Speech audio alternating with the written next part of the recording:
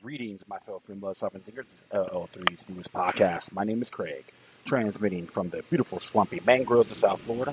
And today's date is Monday, June 12th, 2017. This is going to be a real brief edition of my show. And I tried to do one yesterday, and it looks like I goofed, but that's okay. I could do another time. Not really that essential. But I'm at CJ's Lounge. CJ's Java Lounge, located at 400 Southwest 1st Avenue, along the beautiful New River of Fort Lauderdale. And I just checked the emails today, and what's been happening is really, I can say, it's absolutely.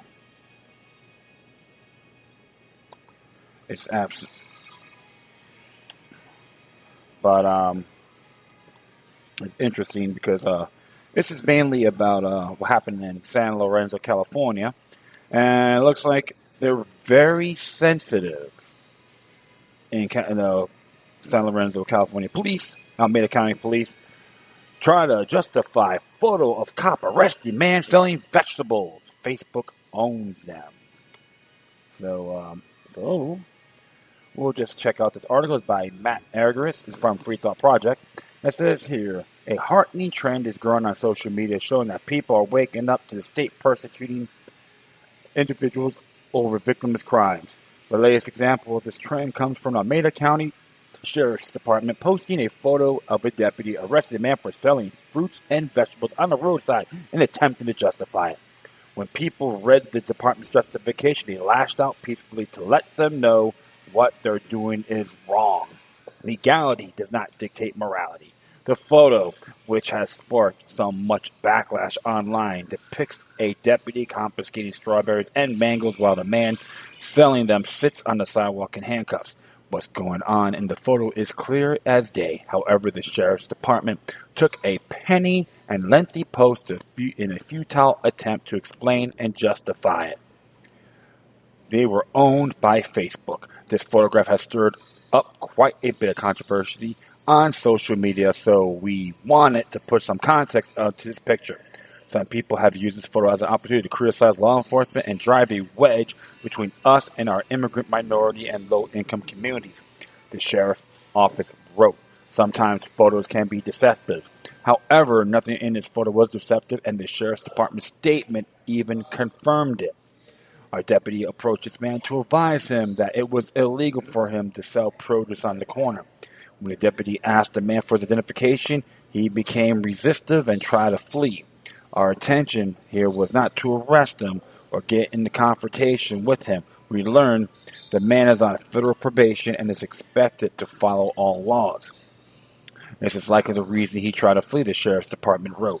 The department attempted to just justify kidnapping and caging this man because he tried to flee the officer who wanted to kidnap and cage him for selling fruits and vegetables.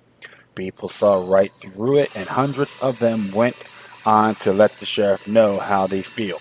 Justify however you want if indeed doesn't have an identified victim is not a crime and you become the criminal.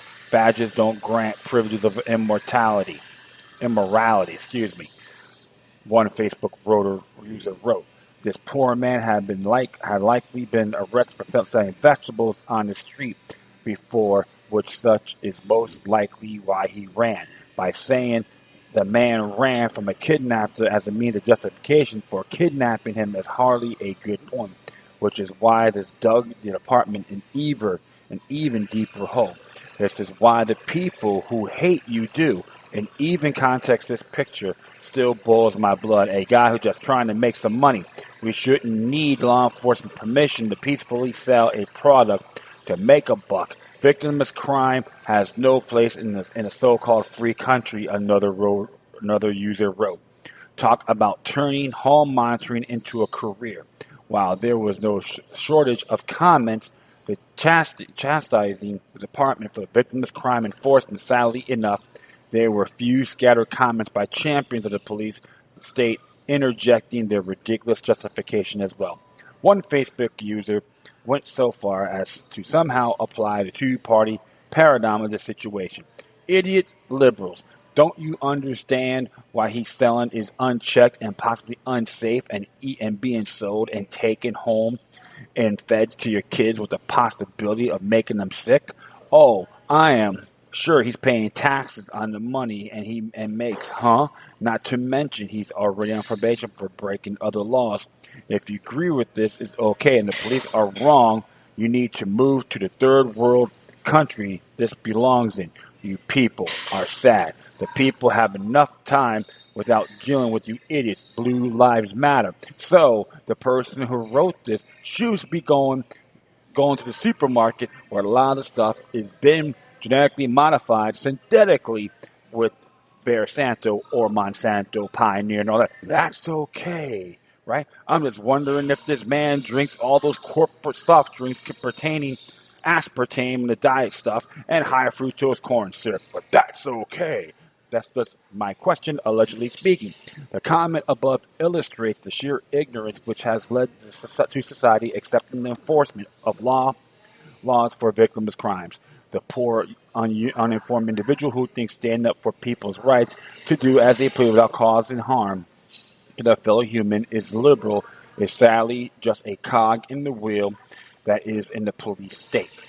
Standing against big government, reaching into every aspect of our lives with permits, licenses, and fees is the antithesis of the leftists. Luckily, commenters like him were few and far between. For the most part, the nearly 2,000 comments were all from people awake to the police state. The legality doesn't equate to mortality. If there is no victim, there is no crime. Until you stop using violence and extortion against peaceful people, everyone's going to hate you. One person wrote, summing up the problem of policing in America perfectly. The bottom line is, in a modern-day police state USA, exchanging goods and services is a crime unless the state gets their cut. We are told that this is for our safety and that we could all die if a brown man sells tainted strawberries on the corner, but nothing could be further from the truth. Persistent street vending harms local businesses, especially small startup vendors, and poses certain health risks such as E. coli and other foodborne illnesses, writes the Sheriff's Department. E. coli is certainly something to worry about, however, it is not nearly as deadly as the police. In fact, dirty police kill 30 or 40 times more people than a year than E. coli. Also, the overwhelming majority of E. coli outbreaks and other borne illnesses come from factory farms and corporations whose representatives and owners are never prosecuted for the deaths related to their product. But sell some strawberries on a street corner and you are an enemy of the state who deserves to be kidnapped and caged.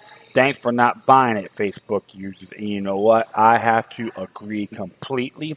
This is nothing more than a farce. And in addition, if you read Article 1, Section 1, the California Constitution, those are your natural born rights.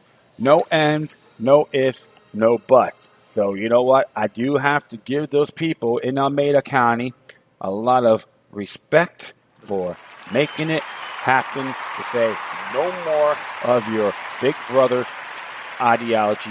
Take 1984 and shove it up your rectum. And this should be occurring everywhere you live within the United States. If there's no victim, there is no crime. Plain and simple. And that's why I always tell people, don't be afraid of being the jury, because you are the most powerful person in the courtroom. It's called jury nullification. One person told me, well, the judge can overturn it. If you do, you tell that judge, stick it. You're a contemptuous pig in a legality basis, in a legal point of view. You can tell them, you're a contemptuous man. We're not honoring it.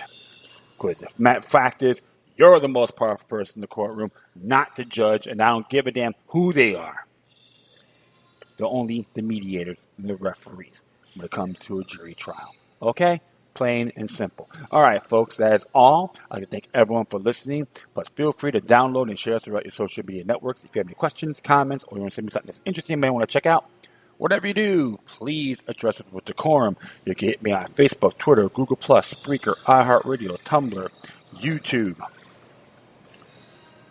Freedoms Network, Scene.life, Minds.com, and futurenet.club and patreon.com, which is /LokiLuck3, which is 3 I's altogether. Furthermore, you can email me at LokiLuck3@gmail.com, is all together, the number 3, or LokiLuck03, with the numbers all together, at protonmail.com if you folks are into encryption. All right? Okay. Well, once again, thank you for your time. But always remember that the maniac resistance is healthy for the soul and can liberate humanity. Until next time, take care of yourselves, keep on spreading the love, and may your guardian spirits be with you.